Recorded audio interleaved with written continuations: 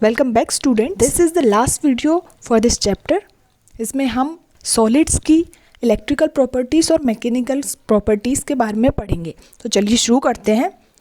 ये काफ़ी easy portion है तो आप इसे आराम से समझिएगा। सबसे पहली लाइन में दिया हुआ है कि सॉलिड बहुत अमेजिंग रेंज की इलेक्ट्रिकल कंडक्टिविटी शो करते हैं। 27 ऑर्डर्स ऑफ मैग्नीट्यूड में ये इसकी इलेक्ट्रिकल कंडक्टिविटी पाई जाती है। इसका मतलब है कि सॉलिड्स जो होते हैं उनकी कंडक्टिविटीज़ बहुत वेरीड होती हैं, यानी कंडक्टिविटी के बेसिस पर सॉलिड 3 टाइप्स के पाए जाते हैं।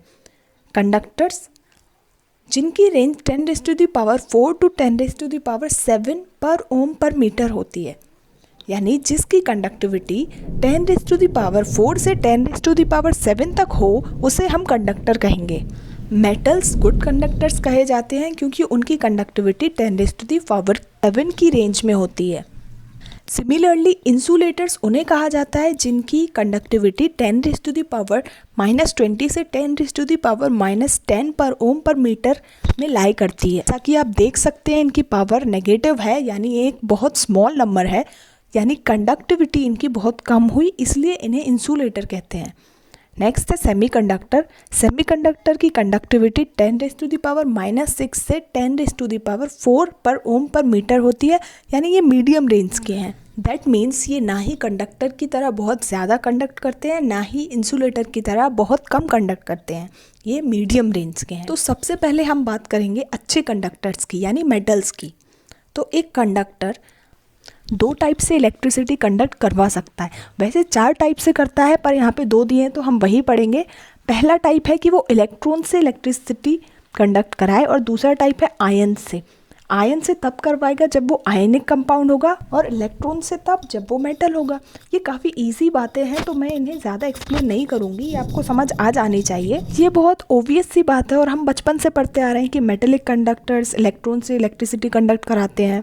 और नेक्स्ट है इलेक्ट्रोलाइट, जो कि आयन से इलेक्ट्रिसिटी कंडक्ट कराते हैं। आप इलेक्ट्रोकेमिस्ट्री में भी और अच्छे से पढ़ेंगे। तो यहाँ जानने वाली बात ये है कि मेटल जो इलेक्ट्रिसिटी कंडक्ट कराता है वो सॉलिड्स में भी और मोल्टन स्टेट, दोनों ही स्टेट में इलेक्ट्रिसिटी कंडक्ट करवा सकता है। जैसे कि कॉपर है तो या वो मोल्टन हो या वो सॉलिड फॉर्म में हो, दोनों में ही वो इलेक्ट्रिसिटी कंडक्ट करवा सकता है, क्योंकि इसकी इलेक्ट्रिसिटी इलेक्ट्रॉन्स पर डिपेंड करती है। जितने ज़्यादा इलेक्ट्रॉन्स उतनी ज़्यादा ये इलेक्ट्रिसिटी कंडक्ट करवाएगा। और मोल्टन स्टेट में हो या सॉलिड स्टेट में, दोनों में ही इसके इलेक्ट्रॉन्स के नंबर सेम रहते हैं, इसलिए ये दोनों ही स्टेट में इलेक्ट्रिसिटी कंडक्ट करवाएगा। और इसकी इलेक्ट्रिसिटी डिपेंड करेगी अवेलेबल एटम्स इलेक्ट्रॉन्स पर एटम पर। अब थोड़ा और डीप में जाते हैं। जैसा कि आपने 11th क्लास केमिकल बॉन्डिंग में पढ़ा होगा कि एटॉमिक ऑर्बिटल्स जो होती हैं एक मेटल एटम की, वो मॉलिक्यूलर ऑर्बिटल्स बनाती हैं। मेटल्स के एटॉमिक ऑर्बिटल्स मॉलिक्यूलर ऑर्बिटल्स बना लेते हैं, और ये वो मॉलिक्यूलर ऑर्बिटल्स इतनी क्लोज होती हैं एनर्जी में कि ये एक बैंड बना लेती हैं, यानी ये मर्ज हो जाती हैं।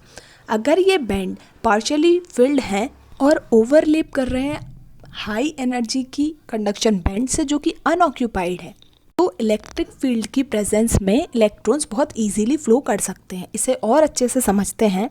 मॉलिक्यूलर ऑर्बिटल्स लगभग सेम एनर्जी के होने के कारण एक बैंड बना लेते हैं। अब ये जो बैंड है इसके बाद आता है एक कंडक्शन बैंड। अगर कंडक्शन बैंड इस बैंड से ओवरलैप करता है तो इलेक्ट्रॉन्स इस बैंड से कंडक्शन बैंड में इजीली जा सकते हैं, और अगर बहुत ज़्यादा गैप है इन दोनों बैंड्स के बीच में तो इलेक्ट्रॉन्स नहीं जा सकते। और अगर स्मॉल एनर्जी गैप है, यानी थोड़ा सा गैप, ज़्यादा ओवरलैप भी नहीं करना और बहुत दूर भी नहीं, तो इलेक्ट्रॉन्स जा तो सकते हैं पर पहले वाले से कम और दूसरे वाले से ज़्यादा। तो आप समझ गए होंगे कि मेटल्स में ये बैंड ओवरलैप करते हैं, इसीलिए इलेक्ट्रॉन इजीली जंप कर जाता है।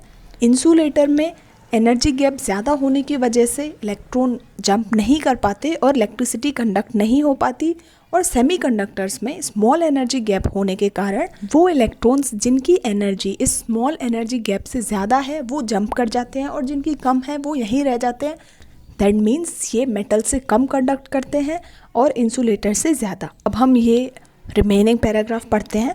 If the gap between filled valence band and the next higher unoccupied band, that is conduction band, is large, electrons cannot jump to it, and such a substance has very small conductivity and it behaves as an insulator. ये मैंने आपको explain कर ही दिया, तो फिर से समझाने की कोई ज़रूरत नहीं है. यही सब नेक्स्ट पैराग्राफ में लिखा है, जिसमें हम पढ़ेंगे conduction of electricity in semiconductors. In case of semiconductors के केस में ये गैप जो है वो स्मॉल रहता है, इसलिए कुछ इलेक्ट्रॉन्स जंप कर जाते हैं कंडक्शन बैंड से और इलेक्ट्रिसिटी शो करते हैं. और अगर इलेक्ट्रॉन्स को एनर्जी दी जाए, एक्सटर्नल एनर्जी टेम्परेचर बढ़ाकर, तो वो इजीली ये स्मॉल एनर्जी गैप ओवरकम कर सकते हैं. तो इसका मतलब ये हुआ कि सेमीकंडक्टर्स की कंडक्टिविटी टेम्परेचर बढ़ाने पर बढ़ती है, क्योंकि इससे कंडक्शन बैंड में ज़्यादा इलेक्ट्रॉन्स जंप कर जाते हैं.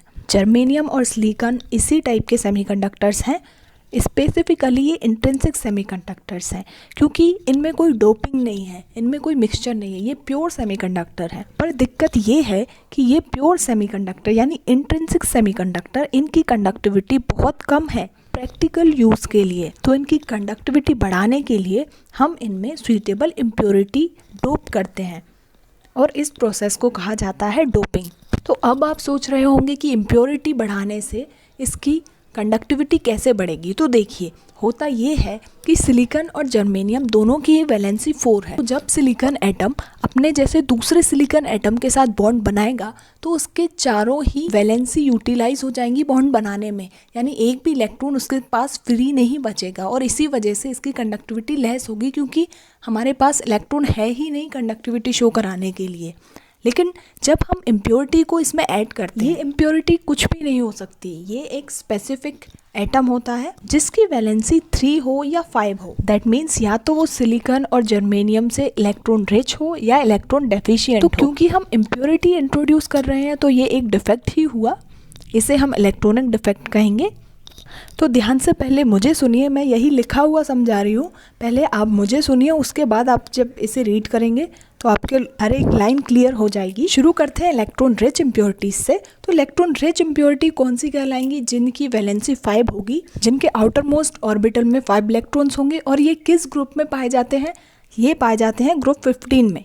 और सिलिकॉन और जर्मेनियम कौन से ग्रुप के होते हैं? 14 ग्रुप के. 14 ग्रुप के हैं. दैट मीन्स 4 कोवेलेंट बॉन्ड्स बनाएंगे जब इंट्रिंसिक फॉर्म में होंगे. इन्हें डोप करना है ग्रुप 15 के एलिमेंट के साथ, जैसे कि फॉस्फोरस और आर्सेनिक. ध्यान से सुनिए, सिलिकॉन के 4 इलेक्ट्रॉन्स डोपेंट यानी फॉस्फोरस या आर्सेनिक के 4 इलेक्ट्रॉन्स के साथ बॉन्ड बना लेगा, और फिर फॉस्फोरस या आर्सेनिक जो भी हमारा डोपेंट था उसका 1 इलेक्ट्रॉन बच जाएगा. इलेक्ट्रॉन फ्री होगा, और फ्री इलेक्ट्रॉन्स इलेक्ट्रिसिटी कंडक्ट करवाते हैं, इसीलिए इलेक्ट्रिसिटी कंडक्शन बढ़ जाएगा. फ्री इलेक्ट्रॉन को डीलोकलाइज्ड इलेक्ट्रॉन कहेंगे, क्योंकि ये अपनी लोकेशन चेंज कर सकता है यानी मूव कर सकता है. इसी मूवमेंट के कारण इलेक्ट्रिसिटी कंडक्शन बढ़ जाएगा. ये कंडक्शन नेगेटिवली चार्ज्ड इलेक्ट्रॉन की वजह से है, इसीलिए इस टाइप के कंडक्टर को एन टाइप सेमीकंडक्टर कहा जाता है. तो याद रखें, इलेक्ट्रॉन रिच इम्प्योरिटी से एन टाइप सेमीकंडक्टर बनता है.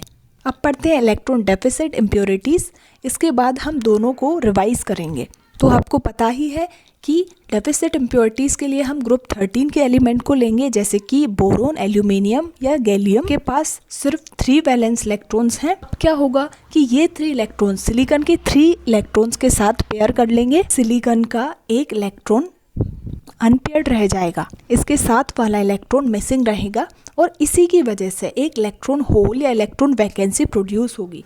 इस वैकेंसी में पास से एक इलेक्ट्रॉन आ सकता है और वो इस वैकेंसी को फिल करेगा, लेकिन ये करने में एक इलेक्ट्रॉन होल उस जगह पे बनेगा जहाँ से इलेक्ट्रॉन आया है. मतलब फिर से एक होल आ गया. अब इस होल को फिर से फिल करने इसके पास वाला इलेक्ट्रॉन आ जाएगा, और जहाँ से ये इलेक्ट्रॉन आया है वहाँ फिर से एक होल बन जाएगा.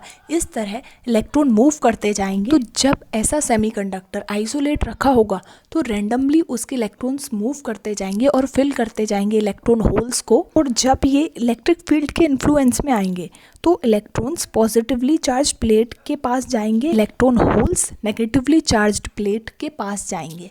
ऑल्दो इलेक्ट्रॉन्स ही मूव करेंगे पॉजिटिवली चार्ज्ड प्लेट की तरफ, लेकिन ऐसा अपीयर होगा जैसे इलेक्ट्रॉन होल्स मूव कर रहे हैं नेगेटिवली चार्ज प्लेट की तरह। और क्योंकि ये कंडक्शन पॉजिटिवली चार्ज्ड होल्स की वजह से माना जाता है, इसीलिए ये कंडक्टर पी टाइप सेमीकंडक्टर माना जाता है।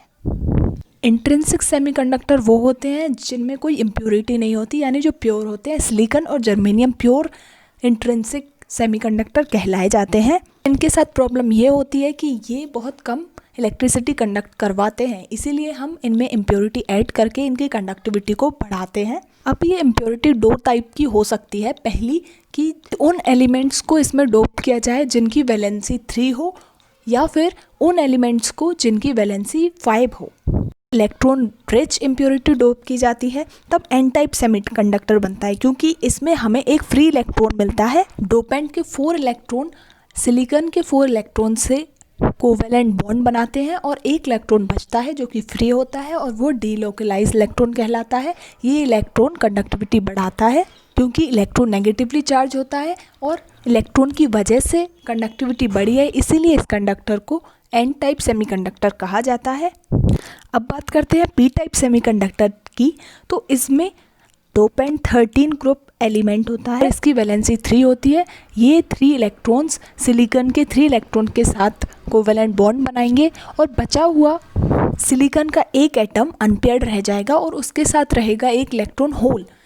तो इस होल को भरने के लिए नेबरिंग सिलिकॉन एटम जो कि अनपेयर्ड रह गया था, वो इस इलेक्ट्रॉन होल में जंप कर जाएगा, जिससे कि अब उस लोकेशन पे जहाँ से ये सिलिकॉन एटम आया है वहाँ एक इलेक्ट्रॉन होल बन जाएगा। ऐसा ही चलता रहेगा, यानी इस होल को भरने के लिए फिर से एक नेबरिंग सिलिकॉन एटम आएगा, सिलिकॉन इलेक्ट्रॉन आएगा सॉरी। और जब ये सेमीकंडक्टर इलेक्ट्रिक फील्ड के इन्फ्लुएंस में आएगा तो ये सिस्टमेटिकली इलेक्ट्रिसिटी कंडक्ट करवाएगा। इन अदर वर्ड्स, ये इलेक्ट्रॉन पॉजिटिवली चार्ज प्लेट की साइड मूव करेंगे और इसी की वजह से ऐसा अपीयर होगा कि electron hole negatively charge plate की साइड मूव कर रहे हैं। और क्योंकि ये कंडक्शन पॉजिटिवली चार्ज्ड होल्स की वजह से माना जाता है, इसीलिए इस कंडक्टर को, इस सेमीकंडक्टर को पी टाइप सेमीकंडक्टर कहा जाता है। Moving to the next paragraph, इसमें कुछ समझने वाला नहीं है, इसमें आपको ज़्यादातर चीज़ें याद रखनी है, तो इसे पढ़ते हैं। Application of N type and P type semiconductor. अब इनका यूज़ क्या है, एन टाइप और पी टाइप सेमीकंडक्टर्स का यूज़। आप जब सेमीकंडक्टर चैप्टर पढ़ेंगे तब आपको ये सब अपने आप ही बाय हार्ट हो जाएगा, पर एक बार यहाँ पे देख लेते हैं कि इनका क्या यूज़ है। इन सेमीकंडक्टर्स से इलेक्ट्रॉनिक कंपोनेंट्स बनते हैं, जैसे कि डायोड। डायोड क्या है, एक कॉम्बिनेशन है एन टाइप और पी टाइप के सेमीकंडक्टर की। और ये डायोड का यूज़ क्या है, ये रेक्टिफाई करता है करंट को, ये रेक्टिफाई करता है। रेक्टिफायर मीन्स जो अल्टरनेटिंग करंट को डायरेक्ट करंट में कन्वर्ट करे, तो ये डायोड जो हैं वो रेक्टिफायर काम करते हैं। इसके बाद आते हैं ट्रांजिस्टर्स। ये सैंडविच करके बनाए जाते हैं सेमीकंडक्टर्स को। फॉर एग्जांपल, या तो इसमें पी बीच में होता है या एन बीच में होता है, जैसे कि एन पी एन, यानी पहली लेयर एन की, फिर पी की, फिर एन की, या फिर पी एन पी, पहली लेयर पी की, फिर एन की, फिर पी की। और इन ट्रांजिस्टर्स का ये काम होता है कि ये सिग्नल्स को एम्पलीफाई करते हैं, यानी बढ़ाते हैं, यानी कि ऐसा कर देते हैं कि कैच करने में आसानी हो। डायोड की फिर से बात करें तो सोलर सेल, जो कि आप सब जानते हैं, वो भी एक फोटो डायोड है। ये लाइट एनर्जी को इलेक्ट्रिकल एनर्जी में कन्वर्ट करता है। तो अभी तक हमें ये समझ आया कि जर्मेनियम और सिलिकॉन सेमीकंडक्टर्स होते हैं क्योंकि उनकी वैलेंसी 4 होती है, यानी सेमीकंडक्टर्स बनने के लिए वैलेंसी 4 होना ज़रूरी है। तो अब हम बस सिलिकॉन और जर्मेनियम पर तो रुक नहीं सकते, तो साइंटिस्ट ने और ऐसे सॉलिड स्टेट मटेरियल ढूंढे जो कि सिलिकॉन और जर्मेनियम जैसा वर्क कर सकें। और हमें चाहिए क्या था उसके लिए कि उनकी वैलेंसी 4 होनी चाहिए। तो ये हमने कैसे किया, यानी हम कैसे वैसे कंपाउंड ला सके जिनकी वैलेंसी 4 हो सकती है। करना कोई टफ नहीं था, बस हमें एवरेज निकालना है 4 वैलेंसी का। और ये कैसे आ सकता है, जब हम 3 वैलेंसी और 5 वैलेंसी वाले एलिमेंट को कंबाइन करें तो हमें एवरेज मिलेगा 4 वैलेंसी का, या फिर हम 12 और 16 ग्रुप के एलिमेंट को ऐड करें तब हमें एवरेज मिलेगा 4 का, जैसा कि जर्मेनियम और सिलिकॉन में होता है। जब 13 और 15 ग्रुप के एलिमेंट्स को मिक्स किया गया तो हमें सेमीकंडक्टर्स मिले, इंडियम, एंटीमोनाइड, एल्यूमिनियम फॉस्फाइड और गैलियम आर्सेनाइड। इनमें से गैलियम आर्सेनाइड बहुत ही सक्सेसफुल हुआ क्योंकि ये रिस्पॉन्स बहुत जल्दी करता था। ये तो मतलब रेवोल्यूशन ला दिया इसने सेमीकंडक्टर्स के वर्ल्ड में। फिर जब 12 और 16 ग्रुप के एलिमेंट्स को मिलाया गया तब हमें मिला ZnS, CdS, CdSe and HgTe।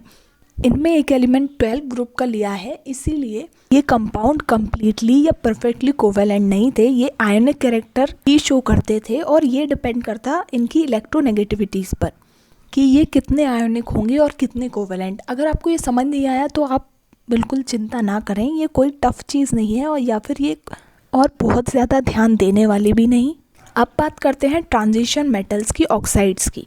तो ये बहुत ही कॉम्प्लेक्स है, मतलब इनमें कोई पीरियोडिसिटी नहीं है, इनमें कहीं भी कुछ भी हो रहा है। ये तो आपको याद ही रखना होगा कि TiO that is titanium oxide, chromium dioxide and rhenium oxide ये सारे मेटल्स की तरह बिहेव करते हैं और रेनियम ऑक्साइड तो कॉपर की जैसे कंडक्टिविटी और अपीयरेंस शो करती है।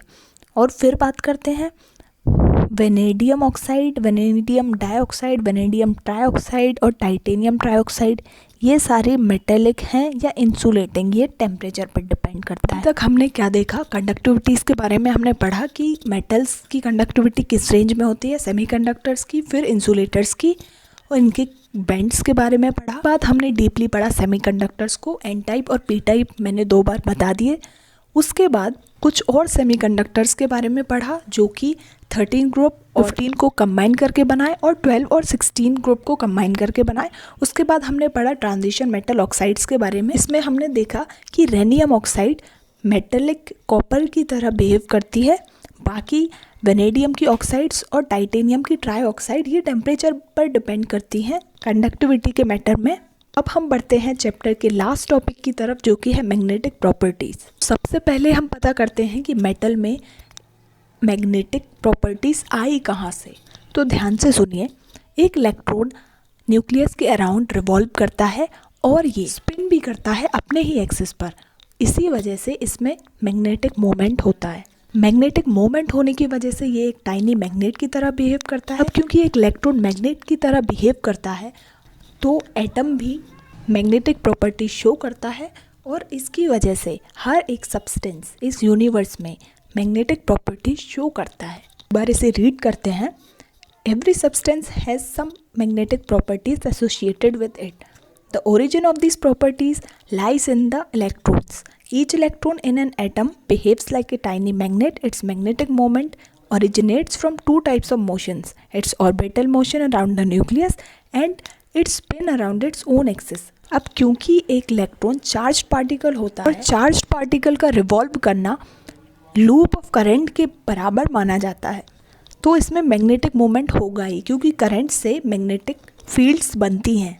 इससे हम ये कंक्लूड करते हैं कि हर एक इलेक्ट्रॉन के पास अपना एक परमानेंट स्पिन होता है और ऑर्बिटल मैग्नेटिक मोमेंट होता है। कि इलेक्ट्रॉन बहुत छोटा होता है तो ये मैग्नेटिक मोमेंट भी बहुत ज़्यादा छोटा होता है और ये एक दूसरी यूनिट में मेजर किया जाता है जिसे बोर मैग्नेटॉन कहा जाता है। ये इसका साइन है और ये इक्वल होता है 9.27 इंटू 10⁻⁻24 एम्पियर मीटर स्क्वायर के। अब मैग्नेटिक प्रॉपर्टीज़ के बेसिस पर भी सॉलिड सब्सटेंस को 5 कैटेगरीज में डिवाइड किया हुआ है, जो कि है paramagnetic, diamagnetic, ferromagnetic, antiferromagnetic and ferrimagnetic. सबसे पहले हम पढ़ते हैं पैरामैग्नेटिज्म के बारे में। इसमें आपको 5 बातें याद रखनी है। पहला कि ये वीकली अट्रैक्टेड होता है मैग्नेटिक फील्ड में, यानी ये सब्सटेंस जब मैग्नेटिक फील्ड में रखा हो तो ये अट्रैक्ट होता है और अट्रैक्ट वीकली होता है, मतलब बहुत ही कम स्ट्रेंथ में। सेकेंड पॉइंट ये है कि जब ये मैग्नेटिक फील्ड में रखा होता है तो ये सेम डायरेक्शन में, यानी जिस डायरेक्शन में मैग्नेटिक फील्ड है उसी डायरेक्शन में मैग्नेटाइज होता है। थर्ड पॉइंट ये है कि मैग्नेटाइज तो ये हो जाता है, पर जब मैग्नेटिक फील्ड चली जाती है यानी हटाई जाती है तो ये अपना मैग्नेटिज्म लूज कर देता है। दैट मीन्स फिर ये मैग्नेटाइज नहीं रहेगा। फोर्थ पॉइंट ये है पैरामैग्नेटिज्म उन सब्सटेंस में पाया जाता है जिनमें अनपेयर्ड इलेक्ट्रॉन्स हों या एक से ज़्यादा। जब अनपेयर्ड इलेक्ट्रॉन्स होंगे तो वो पैरामैग्नेटिक सब्सटेंस होगा। और फिफ्थ पॉइंट में आते हैं इसके एग्जाम्पल, ये भी आपको याद रखने हैं। O2, Cu2+, Fe3+, Cr3+, ये सारे पैरामैग्नेटिक सब्सटेंस हैं क्योंकि इनमें एक अनपेयर्ड इलेक्ट्रॉन पाया जाता है। चलिए रिवाइज करते हैं। पैरामैग्नेटिक सब्सटेंस वीकली अट्रैक्टेड होते हैं मैग्नेटिक फील्ड से। सेकंड पॉइंट कि ये सेम डायरेक्शन में मैग्नेटाइज होते हैं। थर्ड पॉइंट की एब्सेंस ऑफ मैग्नेटिक फील्ड में इनका मैग्नेटिज्म चला जाता है। Fourth point paramagnetism unpaired electrons की वजह से होता है। फिफ्थ पॉइंट है इसके एग्जाम्पल जो कि हैं ऑक्सीजन, कॉपर 2+, आयरन 3+ और क्रोमियम 3+ स्टेट्स में। बात करते हैं डायमैग्नेटिज्म की, इसमें भी 5 पॉइंट्स हैं और सिमिलर ही हैं। इस पॉइंट है मैग्नेटिक फील्ड का इस पर इफेक्ट, तो ये वीकली रिपेल्ड होता है मैग्नेटिक फील्ड में। जैसे वो वीकली अट्रैक्टेड होता था वैसे ये वीकली रिपेल्ड होता है मैग्नेटिक फील्ड में। सेकेंड पॉइंट इसका है कि ये वीकली मैग्नेटाइज होता है in opposite direction of magnetic field. जैसे वो सेम डायरेक्शन में होता था वैसे ये वीकली मैग्नेटाइज होता है in opposite direction. Third point है कि ये भी पेयर होने की वजह से अपना मैग्नेटिक कैरेक्टर लूज़ कर देते हैं, जैसे पैरामैग्नेटिक सब्सटेंस मैग्नेटिक फील्ड की एब्सेंस में लूज़ कर देते थे। नेक्स्ट पॉइंट है रीज़न फॉर डायमैग्नेटिज्म, तो वो ये है इसमें सारे इलेक्ट्रॉन्स पेयर्ड होते हैं, कोई भी अनपेयर्ड इलेक्ट्रॉन इसमें नहीं होता, सारे इलेक्ट्रॉन्स पेयर्ड होते हैं। लास्ट पॉइंट इसके एग्जाम्पल्स जो कि हैं H2O, NaCl and C6H6 benzene, ये है डायमैग्नेटिज्म। अब बढ़ते हैं नेक्स्ट टॉपिक की तरफ जो कि है फेरोमैग्नेटिज्म। इसके लिए सबसे पहले आपको समझना होगा कि डोमेन क्या होता है। डोमेन कुछ भी नहीं, ग्रुप है, मेटल आयंस का ग्रुप है। इसे ऐसे समझते हैं कि एक हमारे पास सब्सटेंस है जिसके पास मेटेलिक और नॉन मेटेलिक दोनों ही टाइप के आयंस हैं। तो इसमें जब मेटेलिक आयंस ग्रुप हो जाते हैं एक साथ तो वो बना लेते हैं एक डोमेन, और हर एक डोमेन एक टाइनी मैग्नेट की तरह बिहेव करता है। जब ये सब्सटेंस अनमैग्नेटाइज हो यानी ये कोई मैग्नेटिक फील्ड में ना रखा हो तो ये डोमेन रेंडमली ओरिएंटेड रहते हैं, मतलब इनका डाइपोल मोमेंट सेम डायरेक्शन में नहीं रहता, अपोजिट डायरेक्शन में रहता है, जिसकी वजह से वो कैंसिल आउट हो जाता है। अब इसे स्टार्टिंग से देखते हैं। कुछ सब्सटेंस जैसे कि आयरन, कोबाल्ट, निकल, gadolinium and CrO2 chromium dioxide ये अट्रैक्ट होते हैं बहुत स्ट्रॉन्गली मैग्नेटिक फील्ड से। जैसे कि हमने पढ़ा कि डोमेन्स होते हैं जो कि रेंडमली ओरिएंटेड होते हैं, पर जब ये मैग्नेटिक फील्ड में आते हैं तो ये एक डायरेक्शन में ओरिएंट हो जाते हैं और ये बहुत ज़्यादा स्ट्रॉन्गली अट्रैक्ट होने लगते हैं मैग्नेटिक फील्ड की तरफ। और क्योंकि ये डोमेन्स खुद ही टाइनी मैग्नेट्स हैं तो ये परमानेंटली मैग्नेटाइज हो जाते हैं, यानी मैग्नेटिक फील्ड में रखने पर मैग्नेटाइज हो जाते हैं और उसकी एब्सेंस में उसको हटा देने के बाद भी वो मैग्नेटाइज ही रहते हैं। Solid state the metal ions of ferromagnetic substance are group together into small regions called domains. मैं आपको पहले ही बता चुकी कि मेटल आयंस फेरोमैग्नेटिक सब्सटेंस के मेटल आयंस ग्रुप कर लेते हैं एक साथ और बनाते हैं स्मॉल रीजन्स जिनको नाम दिया गया है डोमेन्स। हर एक डोमेन टाइनी मैग्नेट की तरह बिहेव करता है और मैग्नेटिक फील्ड के एब्सेंस में ये रेंडमली ओरिएंटेड रहते हैं और इनके मैग्नेटिक मोमेंट्स कैंसिल हो जाते हैं। जब ये मैग्नेटिक फील्ड में प्लेस होते हैं तो इनके डोमेन्स एक डायरेक्शन में ओरिएंट हो जाते हैं और एक स्ट्रॉन्ग मैग्नेटिक इफेक्ट प्रोड्यूस होता है इन पर, जो कि मैग्नेटिक फील्ड हटाने पर भी रहता है। दैट मीन्स ये सब्सटेंस बहुत स्ट्रॉन्गली मैग्नेटाइज हो जाते हैं और परमानेंट मैग्नेट बन जाते हैं, मतलब मैग्नेटिक फील्ड हटाने पर भी ये मैग्नेट की तरह ही बिहेव करेंगे। अब बात करते हैं एंटी फेरोमैग्नेटिज्म की। इसमें भी डोमेन्स का कॉन्सेप्ट ही आएगा, बस इसमें क्या है कि इसके डोमेन्स अपोजिटली ओरिएंटेड रहते हैं जिसकी वजह से इनका मैग्नेटिक मोमेंट कैंसिल आउट हो जाता है और ये मैग्नेटिक प्रॉपर्टीज शो नहीं करते। एग्जाम्पल याद रखिए MnO मैंगनीज ऑक्साइड। अब आता है लास्ट टॉपिक जो कि है फेरीमैग्नेटिज्म। इसमें क्या है कि डोमेन्स पैरेलल और एंटी पैरेलल डायरेक्शन में अनइक्वली अलाइंड रहते हैं, मतलब कि एक डायरेक्शन में कई सारे डोमेन्स अलाइन है और दूसरे डायरेक्शन उसके अपोजिट डायरेक्शन में कई सारे डोमेन्स अलाइन हैं, पर ये नंबर मतलब जितने एक डायरेक्शन में हैं उतने ही दूसरे डायरेक्शन में नहीं है। इसका मतलब ये टोटली कैंसिल आउट नहीं हो सकते, इसीलिए रिजल्टेंट मैग्नेटिक मोमेंट मिल जाता है और ये मैग्नेटिक प्रॉपर्टी शो करते हैं। ये भी पैरामैग्नेटिक सब्सटेंस के जैसे वीकली अट्रैक्टेड होते हैं मैग्नेटिक फील्ड की तरफ। इसके एग्जाम्पल्स याद रखिए Fe3O4 magnetite and ferrites like MgFe2O4 and ZnFe2O4। ये सारे फेरीमैग्नेटिक सब्सटेंस होते हैं और इनका मैग्नेटिज्म तक ही रहता है जब तक मैग्नेटिक फील्ड का इन पर इन्फ्लुएंस हो, उसके बाद ये पैरामैग्नेटिक बन जाते हैं। जैसे ही मैग्नेटिक फील्ड हट जाती है ये सब्सटेंस पैरामैग्नेटिक बन जाते हैं। आप इसमें डोमेन्स के स्ट्रक्चर देख सकते हैं। फर्स्ट इसमें दिया हुआ है फेरोमैग्नेटिज्म, जिसमें कि डोमेन सारे एक साइड एक डायरेक्शन में अलाइन है। सेकंड दिया हुआ है एंटी फेरोमैग्नेटिज्म, इसमें जितने एक डायरेक्शन में हैं डोमेन्स उतने ही दूसरे डायरेक्शन में हैं, अपोजिट डायरेक्शन में, इसलिए कैंसिल आउट हो जाते हैं। और लास्ट है फेरीमैग्नेटिज्म, इसमें अनइक्वल नंबर्स हैं पैरेलल और एंटी पैरेलल डायरेक्शन में होने वाले डोमेन्स का। तो यहाँ हो जाता है हमारा chapter and. In text questions के लिए मैंने अलग से वीडियो बना रखी है, उन्हें देखिए आप, और इसके बाद हम स्टार्ट करेंगे next chapter solutions. Thank you.